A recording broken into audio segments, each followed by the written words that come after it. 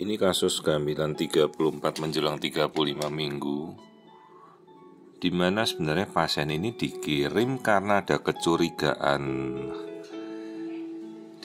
adanya benjolan pada testis bayi. Jadi sejawat yang memeriksa ini kebetulan dari Cilegon kasusnya ini. Dikatakan ada kecurigaan bahwa ada hidrokel atau testisnya membesar pada bayi laki-laki.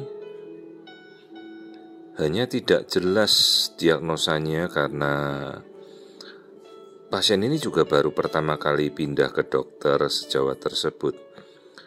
Jadi sekarang saya memfokuskan ini pada daerah kelamin bayi.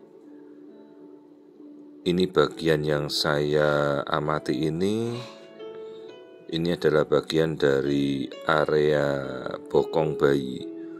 Terlihat ada bagian yang hitam, kemudian tepat di bawahnya itu adalah bagian dari plasenta. Nah, ini yang saya tunjuk ini adalah sekumpulan cairan yang menurut dokternya ada di dekat kelamin bayi.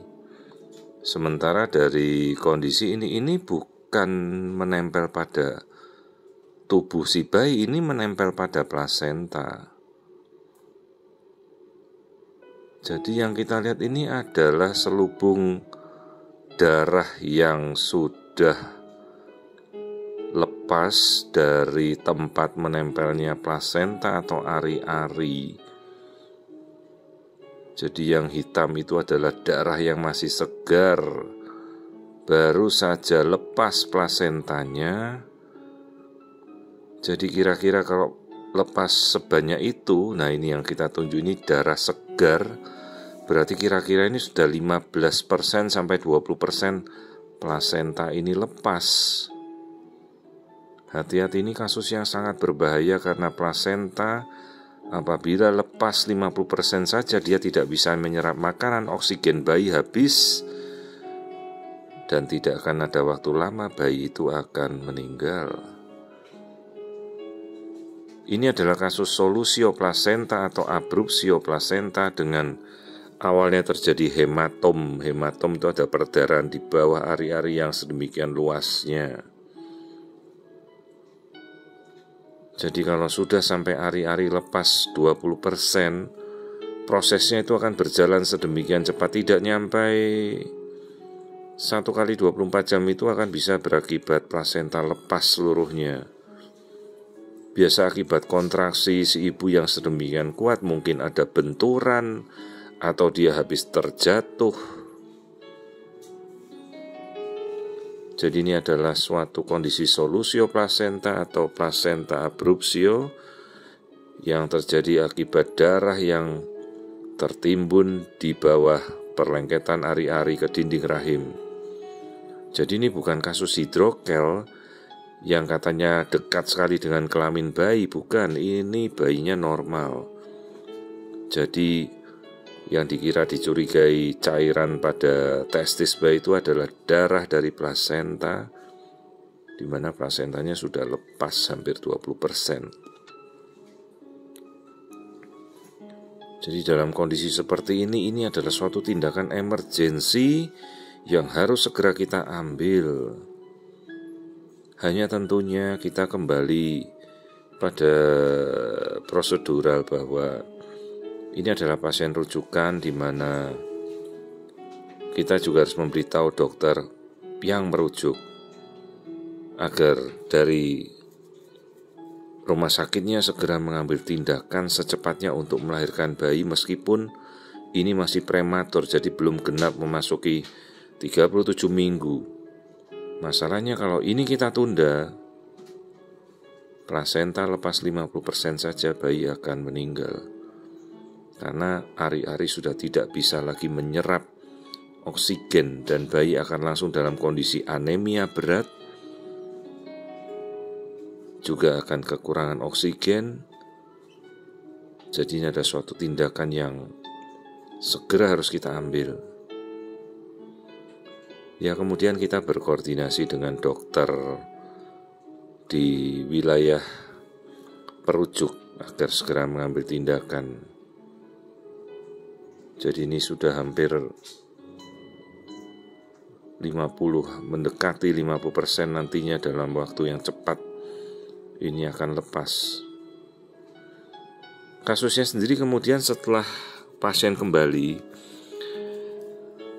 ternyata diminta agar ditangani kembali oleh saya yang menangani, dan akhirnya kita lahirkan, dan untungnya masih sempat kita tolong. Plasenta benar telah lepas, bahkan waktu kita lahirkan itu sudah lepas mendekati hampir 60%, 50%-nya. Ini kasus sekitar minggu lalu yang kita tangani, dan untungnya pasien langsung kembali dengan cepat, dan akhirnya kita lahirkan, bayinya bisa selamat.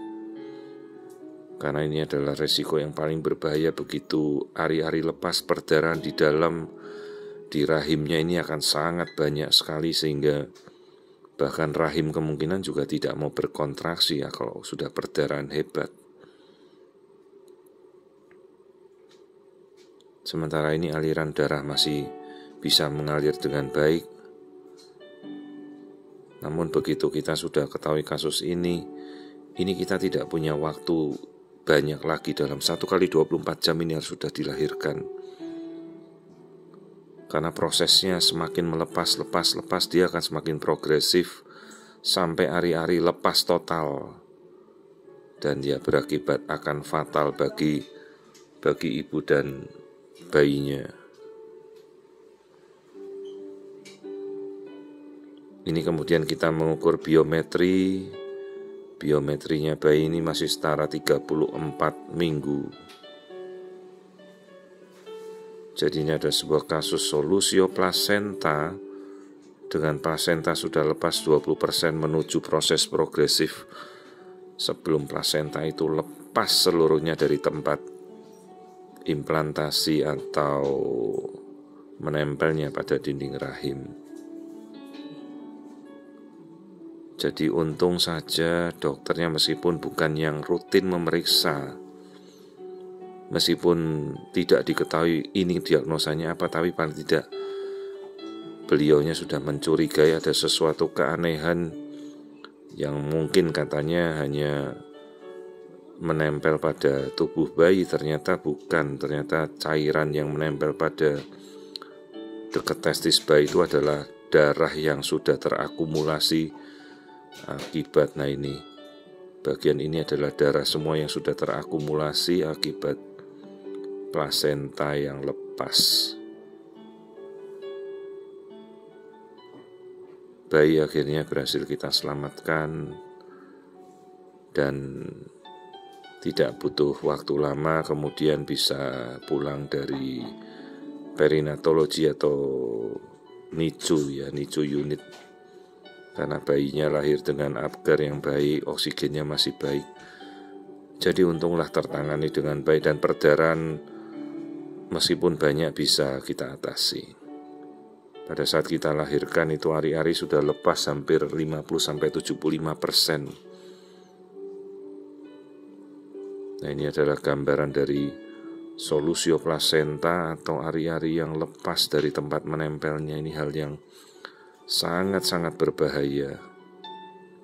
Entah karena kontraksi yang luar biasa kuat, benturan pada perut ibunya, atau mungkin karena bayinya menendang pada daerah tempat plasenta itu menempel, itu juga bisa dipikirkan. Dan kasus seperti ini sangat sulit untuk dikenali karena kita tidak pernah tahu kondisi yang terjadi kapan dan bila mana.